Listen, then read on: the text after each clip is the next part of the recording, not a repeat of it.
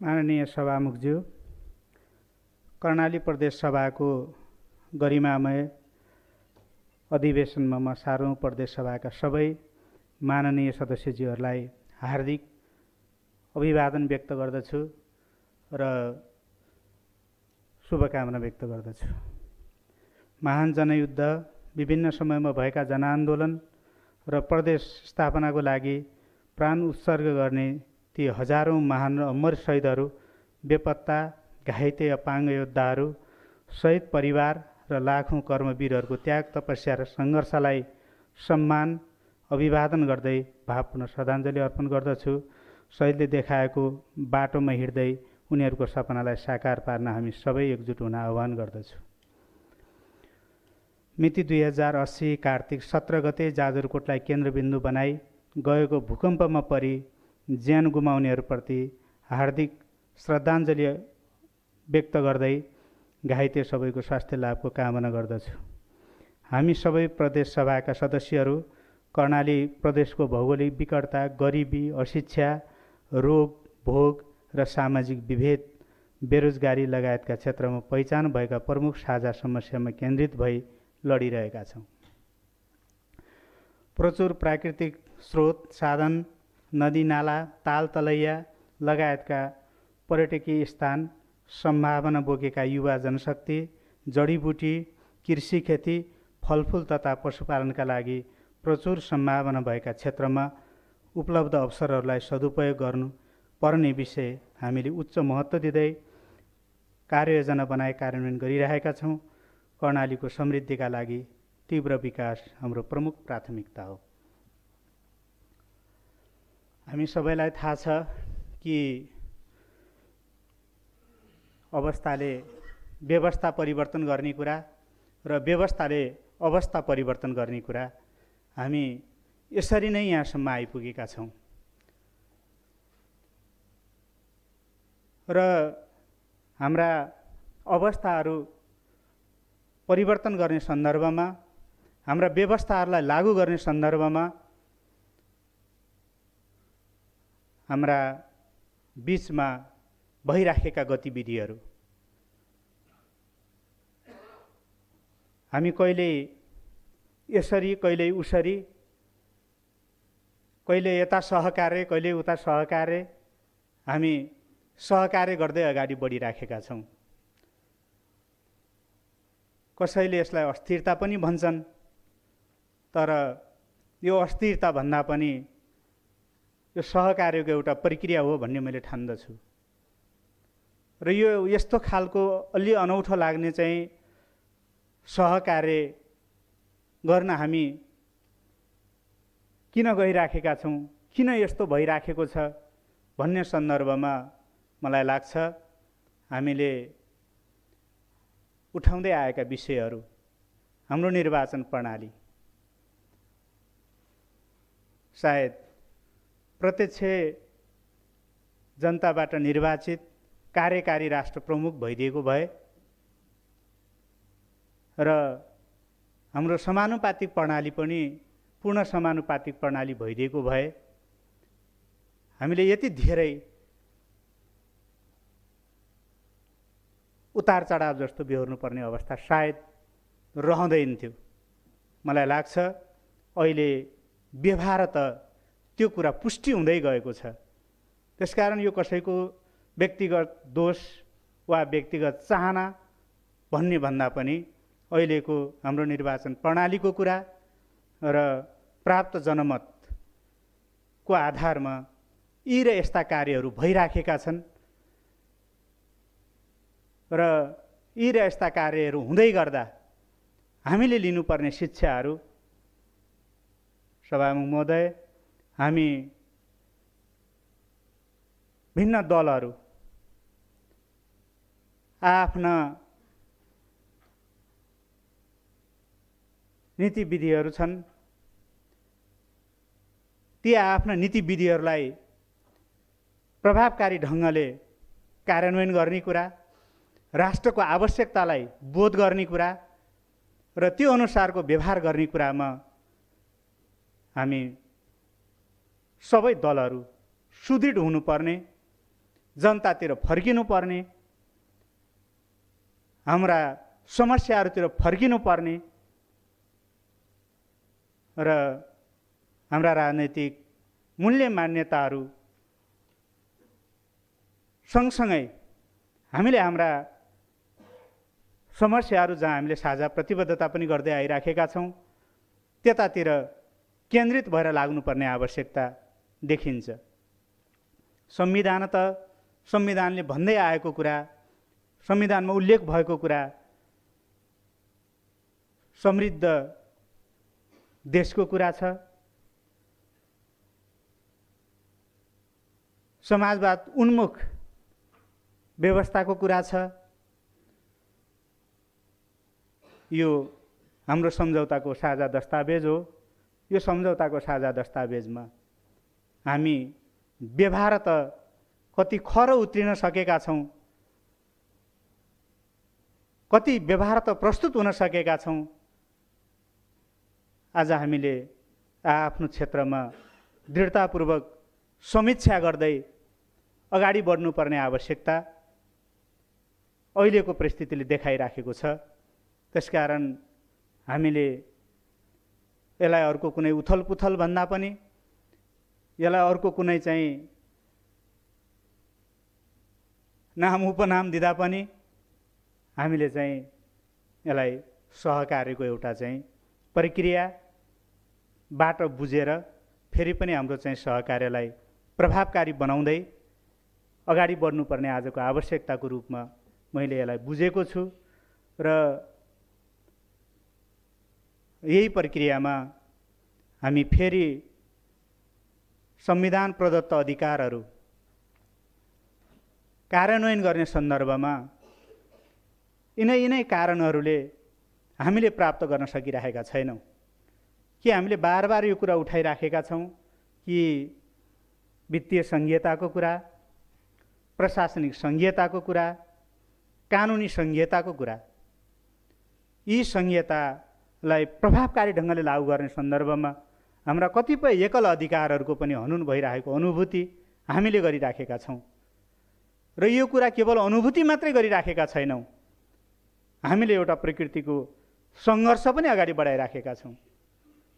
हामी 7वटा प्रदेशका मुख्यमन्त्रीहरू, आन्तरिक मामला मन्त्रीहरू,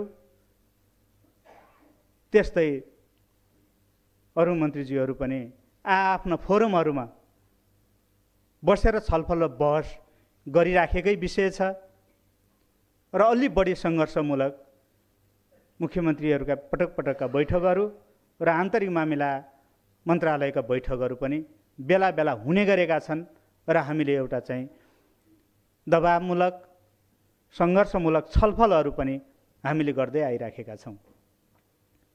त्यसको परिणामस्वरूप कार्यविस्तृतीकरणको कुरा लगायतका विषयहरू अहिले चाहिँ छलफल र बहसमा तलसम्म आइपुगेका छन् र ती बहसकै प्रक्रियामा छन्। त्यसकारण हामीले एउटा नेपाली जनताले त्याग तपस्या र बलिदान गरेर प्राप्त गरेको यो संविधान र यो व्यवस्था सुदृढ हुन नपाउँदै, पूर्ण रूपमा व्यवस्थित हुन नपाउँदै यहाँ केही पश्चगमनकारी तत्त्वहरूले आक्रमण गर्ने प्रयत्न गरिराखेको पनि हामी सबैले देखिराखेकै छौँ, हामी सबैले भोगिराखेकै छौँ। त्यसकारण आजको आवश्यकता भनेको हाम्रा प्राप्त उपलब्धिहरूको रक्षा गर्ने कुरा र बाँकी उपलब्धिहरू हासिल गर्दै जाने कुरा नै मुख्य कुरा हो। त्यसकारण हामी सभामुख महोदय को सत्तामा छौँ, को सत्तामा छैनौँ, को सरकारमा हुन्छौँ, को सरकारमा हुँदैनौँ, को सरकारको प्रमुख हुन्छौँ, को सरकारको प्रमुख हुँदैनौँ, योभन्दा पनि ठुलो कुरा हाम्रा प्राप्त उपलब्धिहरूको रक्षा र विकास कसरी गर्ने भन्ने नै हाम्रो अगाडिको चुनौतीको विषय हो। यो चुनौतीलाई सामना गर्नको निम्ति हामी आफ्नो क्षेत्रबाट, आफ्नो जिम्मेवारीबाट, आफ्नो भूमिकाबाट र आफ्नो स्वत्वसहित हामी चाहिँ खर उत्रिन जरुरी छ र यही बुझाइका साथ हामी सबैले आपसी समझदारी र सहकार्यका साथ अगाडि बढ्न जरुरी मैले देखिराखेको छु र ठानिराखेको छु।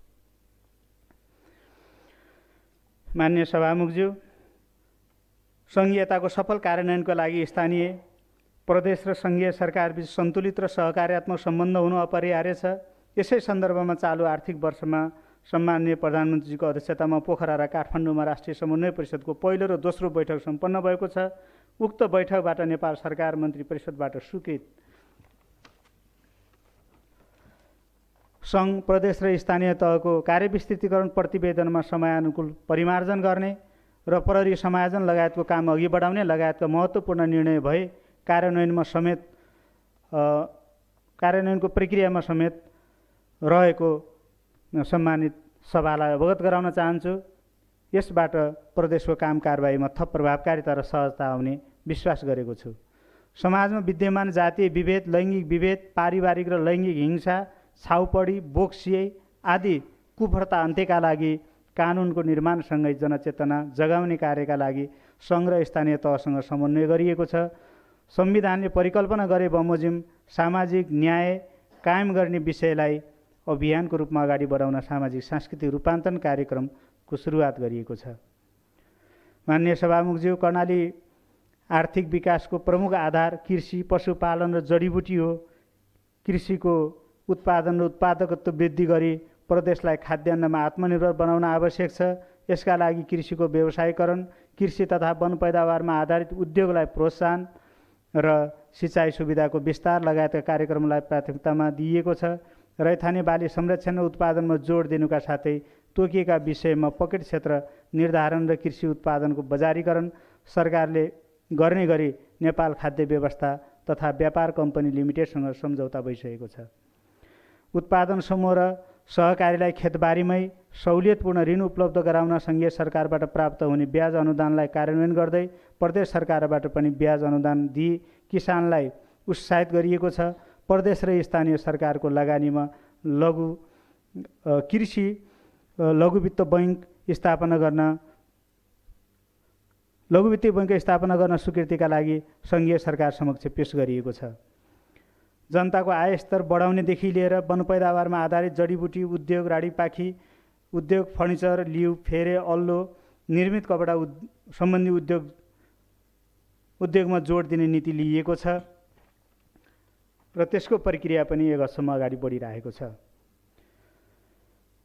मिति 2080 कार्तिक 17 गते राति जाजरकोट केन्द्रबिन्दु भएर गएको भूकम्प प्रभावित क्षेत्रमा खोजी तथा उद्धार, राहत, पुनर्निर्माण तथा पुनर्स्थापनाको कार्यलाई प्रारम्भदेखि नै उच्च प्राथमिकता साथ तीव्रता दिएको बेहोरा सम्मानित सभालाई जानकारी गराउँदछु। भूकम्पको प्रति कार्यलाई प्रभावकारी बनाउन कार्तिक 18 गते बिहान 6 बजे नै प्रदेश विपद व्यवस्थापन समितिको बैठक बसे। प्रभावित क्षेत्रमा स्वास्थ्यकर्मीमा अत्यावश्यक औषधिको आपूर्ति व्यवस्थापन लगायतका कार्य गरिएको थियो। मुख्यमन्त्री, मन्त्रीहरू, प्रदेशसभा सदस्यहरू लगायतबाट भूकम्प प्रभावित स्थानमा प्रत्यक्ष रूपमा संलग्न भई खोज, उद्धार, उपचार, राहत वितरण र अस्थायी बसोबास निर्माण लगायतका कार्य गरिएको छ। प्रदेशका सबै व्यक्तिहरूको सामूहिक विपद दुर्घटना बिमा गरिएको छ। विपद जोखिम विरुद्ध सामूहिक दुर्घटना बिमा कार्यक्रमबाट बाढी पहिरो, चट्याङबाट ज्यान गुमाउने 16 जना व्यक्तिका परिवार र भूकम्पबाट मृत्यु हुने 149 जना व्यक्तिको परिवारलाई रु 2 लाखका दरले जम्मा रु 3 करोड 30 लाख रकम वितरण भएको छ। बाँकी रकम भुक्तानी प्रक्रियामा रहेको छ। सबै जिल्लामा विपद उद्धार तथा राहत वितरणका लागि जिल्ला प्रशासन कार्यालय रु 5 करोड रकम पठाइएको छ। कर्णाली प्रदेश सरकार मन्त्री परिषदको मिति 2080/07/18 को निर्णयअनुसार भूकम्पबाट प्रभावित नागरिकलाई तत्काल उद्धार, राहत वितरण लगायत कार्य गर्न जाजरकोट, रुकुम, पश्चिम र सल्यान जिल्लाका 14 वटा स्थानीय तहहरूमा 2 करोड 45 लाख रकम उपलब्ध गराइएको छ। विपद व्यवस्थापनको लागि प्रदेशको विपद पूर्व तयारी तथा प्रतिकार योजनाहरू निर्माण भएका छन्। आपतकालीन सामग्री खरिद गरी जिल्ला आपतकालीन कार्य सञ्चालन केन्द्रलाई हस्तान्तरण गर्ने कार्य भइरहेको छ। विपद गोदामघर निर्माण भई राहत तथा उद्धार सामग्रीको भण्डारको लागि तयार भएको छ। कालीकोट, जाजरकोट, हुम्ला, दैलेख, मुगु, जुम्ला लगायत जिल्लाका बाढी पहिरो तथा अग्नि पीडितहरूलाई हवाई तथा स्थल मार्गबाट उद्धार तथा राहतको काम गरिएको छ। विपद साहसी पुरस्कारबाट 3 जना सुरक्षाकर्मीहरूलाई 50,000 को दरले पुरस्कृत गरिएको छ। भूकम्प प्रभावित जोखिमपूर्ण क्षेत्रका पानीका स्रोतहरूको गुणस्तर पहिचान तथा पानी शुद्धिकरणका लागि विभिन्न प्रक्रियाका कामहरू गरिएको छ। भूकम्प प्रभावित स्थानीय तहहरूमा परिचालन गर्नका लागि अतिरिक्त मेडिकल अधिकृतहरूको व्यवस्था गरिएको छ। भूकम्पका कारण पूर्ण रूपमा क्षति भएका स्वास्थ्य संस्थाहरूको अल्पकालीन व्यवस्थापन गरी आकस्मिक तथा नियमित स्वास्थ्य सेवालाई निरन्तरता दिइएको छ। भूकम्प प्रभावित विद्यालयहरूमा अस्थायी शिक्षण सिकाइ केन्द्रहरू निर्माणको चरणमा रहेका छन्। भूकम्प प्रभावित क्षेत्रका भूकम्पबाट घाइते भएका 934 जनाको उपचार गरिएको छ। 96 जनालाई उद्धार गरिएको, 5 जना बालबालिका तथा 3 जना सहयोगापेक्षी सडक मानवहरूलाई व्यवस्थापन गरिएको छ। कर्णाली प्रदेश प्रशिक्षण प्रतिष्ठानबाट भूकम्प प्रभावित जाजरकोट, रुकुम पश्चिम र सल्यान जिल्लाबाट 5 वटा स्थानीय तहमा प्राविधिक कर्मचारी तथा डकर्मीका लागि भूकम्प प्रतिरोधी संरचना निर्माणका लागि तालिम कार्यक्रम सञ्चालन भइरहेको छ। भौतिक पूर्वाधार तथा शहरी विकास मन्त्रालयबाट समेत भूकम्प प्रतिरोधी संरचना निर्माणका लागि तालिम सञ्चालन गर्ने तयारी अन्तिम चरणमा पुगेको छ। भूकम्पबाट प्रभावित क्षेत्रमा खोज, उद्धार, उपचार, राहत र अस्थायी आवास निर्माणमा सहयोग गर्ने नेपाल सरकार, प्रदेश सरकार, राजनीतिक दलहरू, अन्य सरकारी निकाय, स्वदेशी तथा विदेशी साझेदार संस्थाहरू, गैर सरकारी संस्थाहरू, सामाजिक संस्थाहरू, सुरक्षा निकायहरू, स्वास्थ्य कर्मीहरू, सहयोगी सबै मनहरूप्रति हार्दिक धन्यवाद दिन चाहन्छु। र भूकम्पको पुनर्निर्माणको सन्दर्भमा सङ्घीय सरकारले कार्यविधि अझै तयार गरि नसकेको, हामीसँग प्राप्त भइ नसकेकोले यसलाई चाहिँ थप प्रभावकारी कसरी बनाउने र यससँग तालमेल कसरी गरेर लैजाने भन्ने सन्दर्भमा अझै चाहिँ केही कुराहरू बाँकी छ। वार्षिक न्यूनतम 10,000 रोजगारी सिर्जना गर्ने रूपान्तरणकारी तथा रणनीतिक योजनाका रूपमा कर्णाली समृद्धि परियोजना सञ्चालनको लागि आवश्यक कानुन तथा परियोजना दस्तावेज तयार गर्ने कार्य भइसकेको छ। यस सम्बन्धी सूचना तथा तथ्याङ्क सङ्कलन लागि अनलाइन प्रणाली निर्माणको कार्य भइरहेको छ। उक्त विधेयक यसै प्रदेश सभाको अधिवेशनमा प्रस्तुत गरिनेछ। 55 वर्षभन्दा माथिका नागरिकहरूको स्वास्थ्य परीक्षण कार्यक्रम गरी रोगलाई समयमै नियन्त्रणमा ल्याउन सुर्खेतको चौकुने गाउँपालिकाबाट पाइलट परीक्षण गरी अन्य पालिकालाई समेत यसलाई विस्तार गर्ने तयारी गरिएको छ। कर्णाली प्रदेश पूर्ण खोप प्रदेश घोषणा भएको छ। सवारी दर्ता नवीकरण तथा अन्य कार्यका साथै सवारी चालक अनुमति पत्र सम्बन्धी कार्यहरू पूर्ण रूपमा अनलाइन मार्फत सम्पन्न गराई EVRS र EDLVRS प्रणालीलाई स्तरोन्नति गरी लागू गरिएको छ। एसियाली विकास बैङ्कको सहयोगमा सञ्चालित ग्रामीण सडक सञ्जाल आयोजना कार्यान्वयनका लागि आयोजना सम्झौता दस्तावेजमा हस्ताक्षर भई सुर्खेत, जाजरकोट, रुकुम पश्चिमका 3 वटा आयोजनाहरूको बोलपत्र आह्वान भई सम्झौताको चरणमा रहेको छ। विश्व बैङ्कको सहयोगमा सञ्चालित प्रादेशिक तथा स्थानीय सडक सुधार आयोजना अन्तर्गतका दैलेख र हुम्ला 2 वटा आयोजनाहरूको ठेक्का आह्वानको पूर्व तयारी कार्य अन्तिम चरणमा पुगेको छ। चालु आबको हालसम्मको नयाँ ट्र्याक सडक समेत गरी करिब 137 किमी सडक निर्माण कार्य सम्पन्न भएको छ। 16 वटा झोलुङ्गे पुल र 5 वटा सडक पुल निर्माण सम्पन्न भएको छ। कर्णाली प्रदेशको प्रथम पञ्चवर्षीय योजनाको समीक्षा गरिएको छ र उक्त आवधिक योजनाको समीक्षा समेतका आधारमा आगामी 5 वर्षको दोस्रो आवधिक आयोजनाको अवधारणा पत्र तयारीको कार्य भइरहेको छ। यो पञ्चवर्षीय योजना प्रारम्भिक समीक्षा मात्र भएको छ। कर्णाली प्रदेशमा प्रचुर लगानीको सम्भावनालाई मध्यनजर गरी आगामी वैशाख 19 र 20 गते सुर्खेतको वीरेन्द्रनगरमा कर्णाली लगानी तथा विकास सम्मेलन गर्ने गरी तयारीको कार्य अन्तिम चरणमा पुग्दैछ। यस अवधिमा कर्णाली प्रदेश प्रशिक्षण प्रतिष्ठान र कर्णाली प्रदेश निजामती सेवा लगायतका महत्त्वपूर्ण ऐन सम्मानित सभाबाट पारित भई कार्यान्वयनमा रहेका छन्। कर्णाली प्रदेश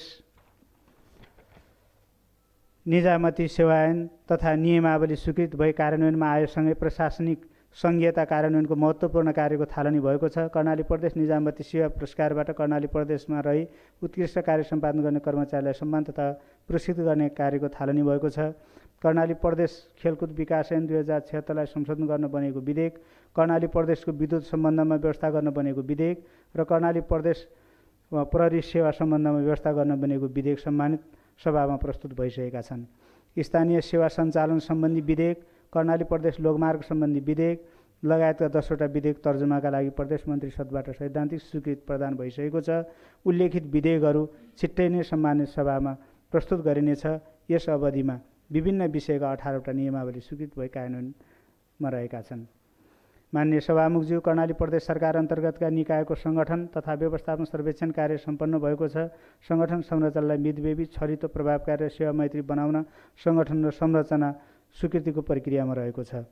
प्रदेश सरकारको बेरोजगारको अभिलेख अद्यावधिक सोको फर्चौट र सम्परीक्षणलाई व्यवस्थित र वैज्ञानिक बनाउन प्रदेश बेरोजगार व्यवस्थापन सूचना प्रणाली प्रदेश सरकार मन्त्री परिषदबाट स्वीकृत गरी कार्यान्वयनमा ल्याइएको छ। बेरोजगार फर्चौट कार्यलाई सरकारले प्राथमिकतामा राखी कार्य गरिरहेको छ। चालु आर्थिक वर्षको हालसम्मको चालु खर्चतर्फ 28.82% र पुँजीगततर्फ 12.68% खर्च भई समग्रमा 19.35% खर्च भएको छ भने समग्रमा भौतिक प्रगति औसतमा 30.23% रहेको छ। चालु आर्थिक वर्षको अन्त्यसम्म अपेक्षित भौतिक तथा वित्तीय प्रगति हासिल हुने कुरा सम्मानित सभालाई विश्वास दिलाउन चाहन्छु र मैले सामान्यतः भए गरेका केही काम कुराहरूको छोटो समीक्षासहित आफ्ना धारणाहरू यही अन्त्य गर्छु। धन्यवाद, नमस्कार।